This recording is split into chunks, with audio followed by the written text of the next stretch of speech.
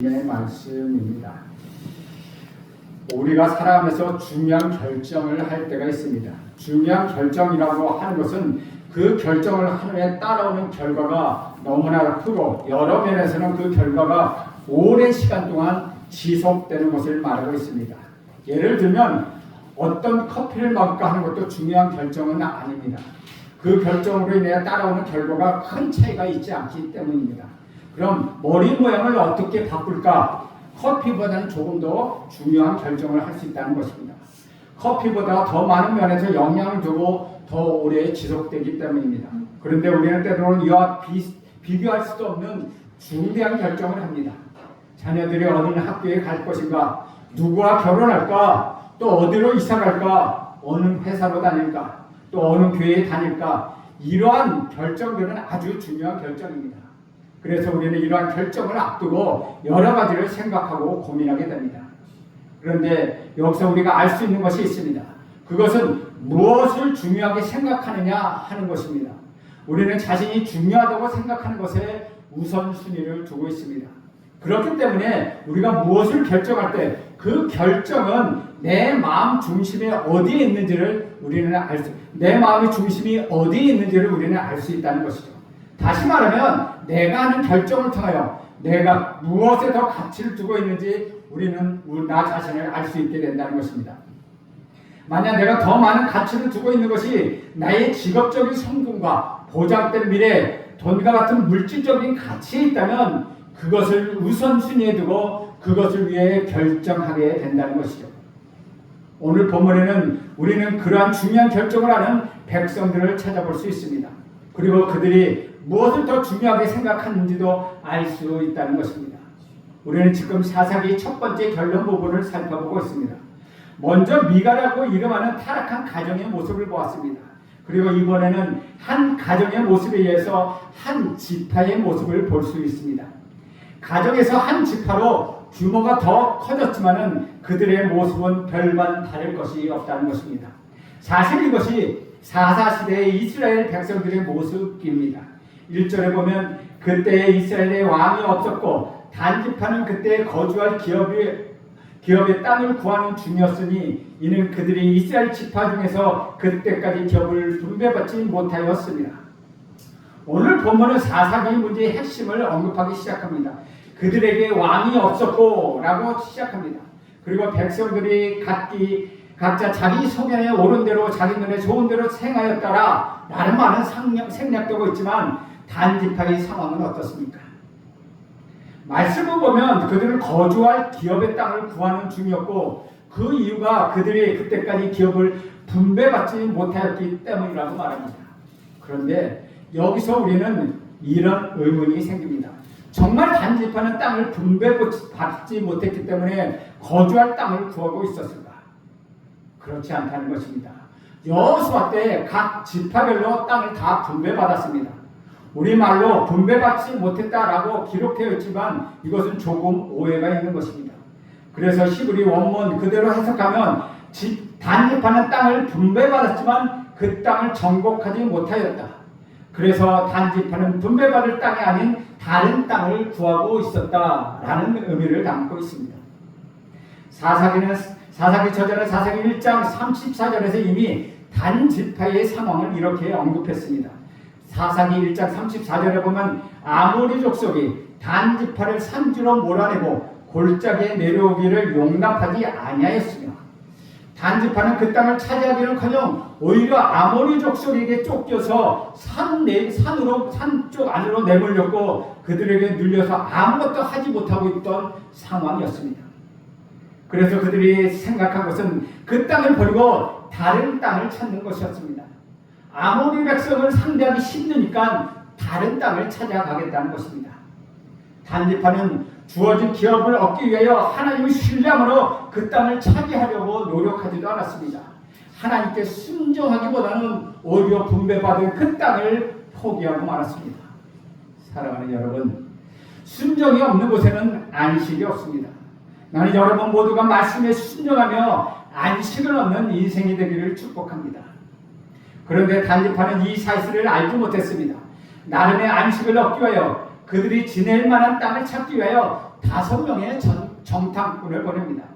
이렇게 단지파가 정탐꾼을 보내는 장면은 옛적 모세가 가나안 땅에 정탐꾼을 보냈던 그런 일과 매우 흡사합니다. 그런데 정탐꾼을 보내는 배경은 전혀 다르다는 것이죠. 모세는 약속의 땅을 차지하기 위하여 정탐꾼 12명을 보냈지만 단지파는 약속된 땅을 포기하고 다른 땅을 찾으려고 정탐꾼을 보냈다는 것이죠. 그렇게 땅을 찾으러 길을 떠난 5명의 정탐꾼은 가는 길에 미가의 집에 이르렀고 미가의 집에 쉬어가게 되었습니다. 그리고 미가의 집에 있던 4 청년을 만납니다. 3절 말씀입니다.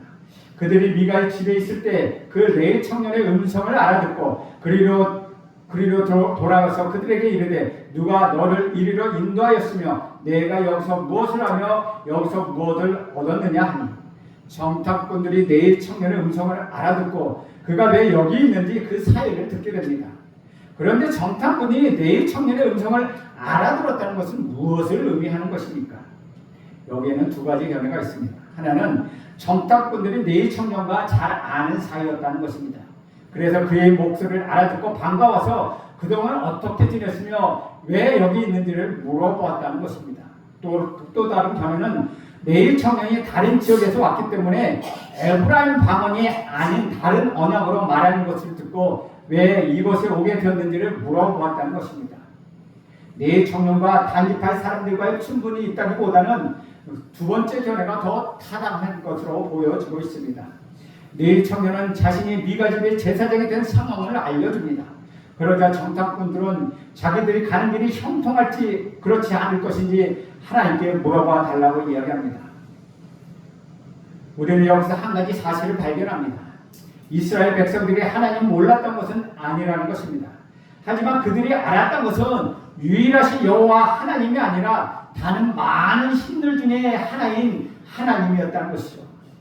나는 여러분 모두가 창조주시며 유일하신 하나님, 우리 하나님 여호와 하나님을 믿기를 간절히 바랍니다. 4 청년은 그들의 복을 말하고 평안히 가라, 그들에게 복을 말하고 평안히 가라고 말합니다. 그리고 정탐꾼들은 다시 길을 떠납니다.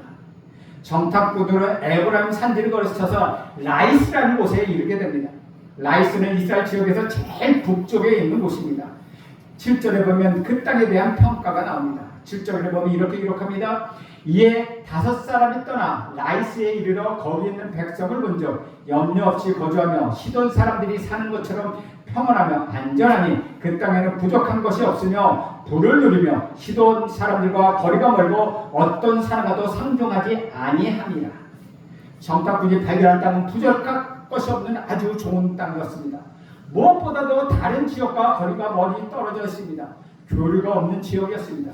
쉽게 말하면 공격을 받더라도 도움을 얻을 수 있는 소외된 지역이었다는 것이죠. 또 한편은 전쟁의 위협이 없는 곳이었기에 군사력도 미약했던 곳입니다. 단지파가 아주 손쉽게 점령할 수 있는 아주 좋은 땅이라고 할 수 있습니다. 이 땅을 발견한 정탐꾼들은 집으로 돌아와서 그 땅에 대하여 보고를 합니다. 그런데 우리는 그들의 말을 주목하여 볼 필요가 있습니다. 그들이 이렇게 말을 합니다. 10절을 보겠습니다. 10절 보면 너희가 가면 평화로운 백성을 만날 것이요 그 땅은 넓고 그곳에는 세상에 있는 것이 하나도 부족함이 없느니라. 하나님이 그 땅을 너희 손에 넘겨주셨느니라 하느니라. 정탐꾼들은 백성들을 선동하며 하나님이 그 땅을 주셨다고 선동합니다. 단지파 사람들은 이 말을 들었을 때 거절할 수 없는 제안으로 들렸다는 것이죠. 이방 나라에게 압박을 받고 있는 이 땅에서 계속 사는 것보다 새로운 땅, 더 좋은 땅, 그 땅으로 가는 것이 더 좋아 보였다는 것이죠. 그것이 그들은 하나님의 뜻이라고 말합니다. 자기 눈에 좋은 대로 하면서 겉으로만 하나님의 이름을 쓰고 있다는 것이죠.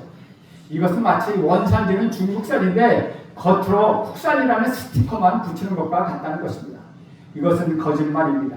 하나님을 떠나서 하나님의 이름으로 자기들이 좋은 대로 행하는 죄악입니다. 이렇게 해서 단지파는 이주를 시작합니다.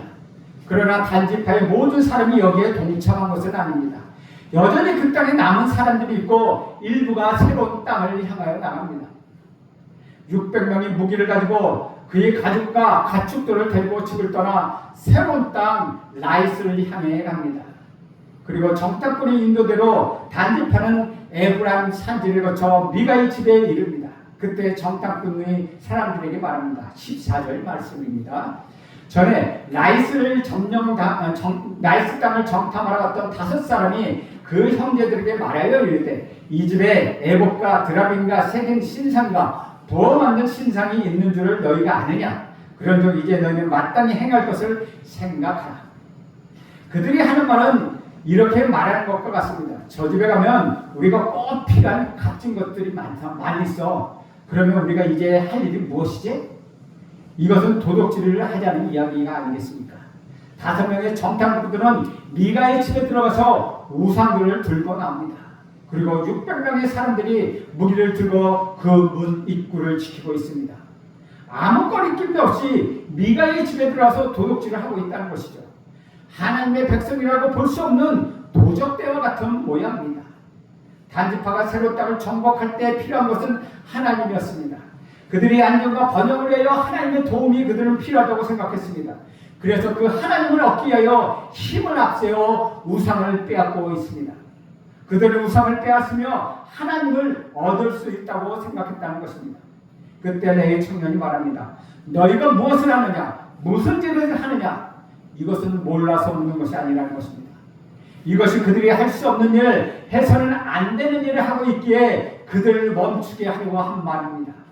5명의 정탐꾼은 이전에 미가 집에 묵으면서 그들에게 신세를 졌습니다. 라이스 땅으로 가기 전에 은혜를 입었습니다. 그런데 지금 그들은 그 은혜를 악으로 갖고 있다는 것입니다.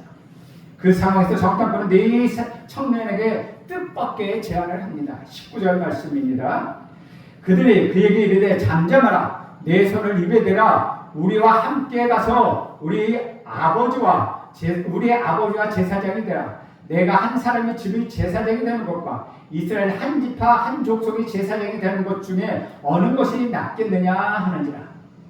만약 여러분이 이러한 제안을 받는다면 여러분은 어떻게 하시겠습니까? 어느 것이 좋으냐? 한 사람의 집에 제사장으로 있는 것보다 한 지파 제사장이 되는 것이 더 좋지 않겠느냐? 떠들어오는 신세였던 네 청년에게는 아주 파격적인 조건을 제시한 것입니다. 그런데 네 청년은 어떻게 했습니까? 미가는 그동안 머물 곳을 찾는 네 청년에게 모든 것을 제공해 주었습니다.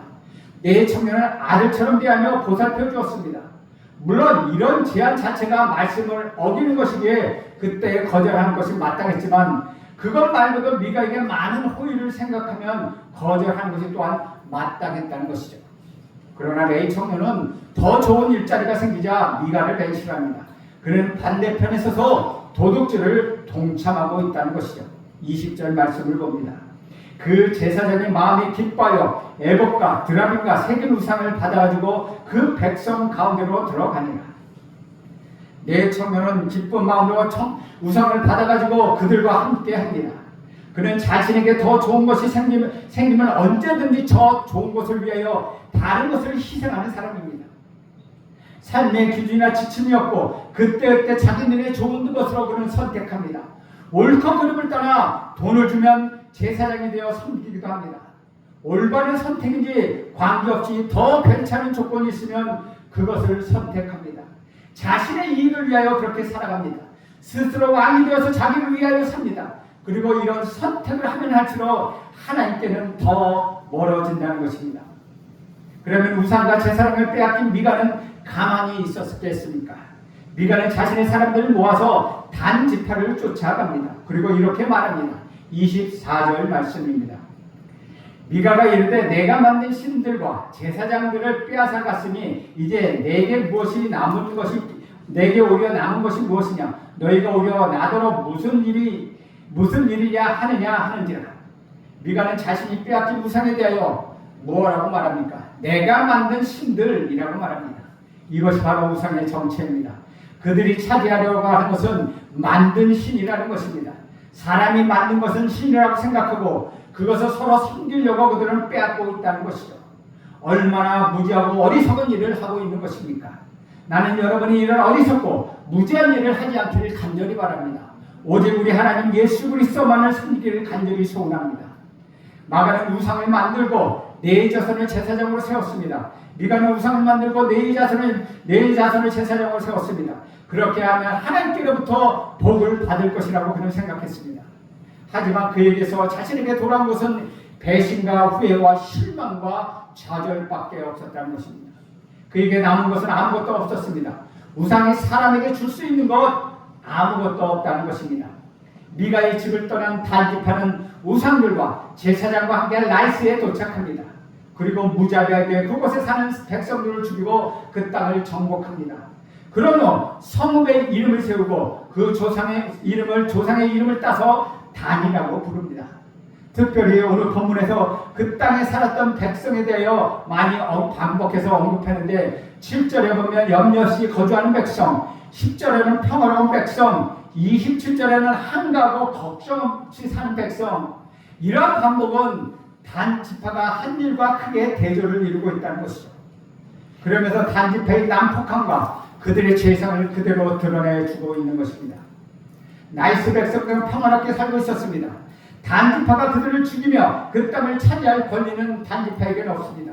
그런데 단지파는 이기심과 욕심으로 그 땅을 빼앗아 버립니다. 그리고 단지파는 그 땅에서 자신들을 위한 예배의 자리를 만듭니다. 하나님이 없는 곳에서 하나님을 예배하는 곳을 만들고 있다는 것이죠. 그 자리에 도둑질을 하는 우상을 세우고 하나님을 이름으로 부르고 있다는 것입니다. 그리고 이 일을 위하여 네이 청년을 제사장으로 세웁니다. 그런데 여기서 아주 충격적인 사실이 드러납니다. 지금까지 이 네이 청년의 정치가 무엇인지 밝혀지지 않았습니다. 그가 누구인지 그 이름은 기록되지 않았습니다. 그런데 이제야 비로소 그 네이 청년의 정체가 드러난다는 것이죠. 마치 출생의 비밀을 감추고 있다가 마침내 그 비밀을 알려주는 것과 같다는 것입니다. 30절 말씀을 보겠습니다. 30절 말씀 우리 함께 읽습니다. 시작. 단 자손이 자기들을 위하여 그 새긴 신상을 세웠고 모세의 손자요 게르솜의 아들인 요나단과 그의 자손은 단 지파의 제사장이 되어 그 땅 백성이 사로잡힌 날까지 이르렀다. 네 청년의 이름은 무엇입니까? 요나단입니다. 이 요나단의 아버지는 게르솜이고 요나단의 할아버지는 모세입니다. 하나님이 미워하시는 죄악을 범하고 있는 이 네 청년은 다름 아닌 모세의 손자였다는 것이죠. 하나님께로부터 율법을 받은 모세, 이스라엘 백성들을 애굽 땅에서 인도해냈던 그 모세, 하나님의 신실했던 종 그 모세. 그런데 그 모세의 손자는 단지파의 제사장이 되어 자기 마음대로 자기가 좋은 대로 예배를 드리고 있다는 것이죠. 그 백성들을 타락의 길로 인도하고 있다는 것입니다. 차라리 하지 않는 것이 나은 헛된 예배를 드리는 거짓 제사장이 되었다는 것입니다. 그리고 단지파가 단이라고 이름 붙인 이것을 앞으로 계속 이스라엘의 우상 숭배를 주도하는 곳이 됩니다. 얼마나 가슴 아픈 일입니까? 이스라엘이 남북으로 갈라졌을 때 북이스라엘이 우상을 섬기고 그 하나님께 우상을 섬기고 숭배했던 것 그것이 단이었다는 것입니다. 그 단은 우상 숭배의 본거지가 된 것입니다. 오늘 본문의 31절 마지막에 보면 하나님의 집이 실로에 있을 동안에 미가가 만든 바 새긴 신상이 단 자손에게 있었다. 하나님의 집 그것은 실로에 있었다는 것입니다. 하나님이 거하시는 것, 하나님의 임재를 상징하는 그 성막이 실로에 있었습니다. 그런데 단지파는 자신들이 원하는 곳에 우상을 세우고 그곳에서 하나님을 예배합니다. 어떤 것이 더 좋습니까? 이 질문에 대해서 단지파는 하나님이 허락하신 땅보다 자신들이 쉽게 얻을 수 있는 땅, 그 땅을 선택하였습니다. 하나님을 예배하는 곳, 하나님이 임재하는 곳에서 나아가 예배 드리기보다는 자기 임의대로 우상을 섬기고 그곳에서 하나님을 이름을 빌려 예배를 드리고 있다는 것입니다. 그것이 그들이 선택한 더 좋은 것이었습니다. 어느 것이 더 좋습니까? 이 질문에 대하여 모세의 손자 요나단은 어떻습니까? 하나님의 말씀에 순종하는 네 자손이 되기보다는 하나님을 섬기며 하나님을 예배하는 제사장이 되기보다는 우상을 섬김으로 얻어지는 유익을 오히려 선택했다는 것이죠. 자신에게 유익이 되는 더 나은 조건이 있을 때 미련 없이 그는 그것을 선택했습니다. 그것이 그가 선택한 더 좋은 것입니다. 사랑하는 여러분, 이들이 왜 이런 결정을 했습니까? 이들이 왜 이런 선택을 했습니까? 그때 이스라엘에 하나님이 왕으로 계셨지만 그들은 하나님을 왕으로 따르지 아니하고 자기 마음대로 살았기 때문이라는 것입니다. 하나님의 말씀을 무시하고 자기 눈에 좋아 보이는 것을 쫓아 살았기 때문입니다. 그래서 엉망이 되었다는 것입니다. 그래서 이스라엘 백성들의 삶이 엉망이었고 그들의 종교가 엉망이었고 그들은 도덕이 무너졌고 사회가 무너졌고 그들의 죄악이 가득했다는 것이죠. 그들 스스로가 왕이 되어서 왕의 명령을 버렸기 때문이라는 것입니다. 주 안에 사랑하는 여러분, 그러면 저와 여러분은 어떻게 해야 합니까? 어느 것이 더 좋은가? 이것은 오늘날 여러분에게 계속되는 질문입니다. 이런 질문들이 여러분의 욕심을 자극합니다. 여러분의 욕심을 키웁니다. 말씀을 들어가고 하나님의 기준을 낮추게 만듭니다. 말씀을 따르기보다 우선 내 눈에 보아 좋은 것을 따르도록 합니다. 마치 하와가 선악과를 앞에 두고 하나님 말씀보다 선악과를 더 좋게 본 것처럼 그렇게 우리를 유혹하고 있다는 것입니다. 어느 것이 더 좋은가? 이 질문이 여러분에게 생길 때 여러분의 하나님의 말씀에 따라 합당한 기준으로 결정하시길 간절히 바랍니다. 눈앞에 있는 이익과 세상의 가치관과 세상의 명예와 세상의 만족이 우선시되는 것이 아니라 나의 왕이 되시고 내 삶의 주인 되시는 하나님을 먼저 생각하는 여러분 모두가 되시길 간절히 바랍니다. 그리고 그 결과도 하나님께 맡기시기 바랍니다. 오늘 본문의 단지파가 결과적으로 거둔 성과를 볼 때 어떻습니까? 새로운 땅, 그들에게 좋은 땅, 하나님이 인도하신다는 제사장의 말을 들으면서 그 땅을 차지했습니다. 그들이 선택에 대해서 좋은 결과를 거뒀고 성공한 것처럼 보입니다. 하지만 그것이 그들의 일이 옳음을 말하고 있는 것은 아닙니다. 겉으로 보이는 성공이 하나님의 인정을 받는 것은 아니라는 것입니다. 그들은 폭행을 행했고 그들의 입으로는 하나님의 축복이라고 말하지만 그들은 하나님 앞에서 가장 가증한 죄악을 저지르고 있다는 것이죠.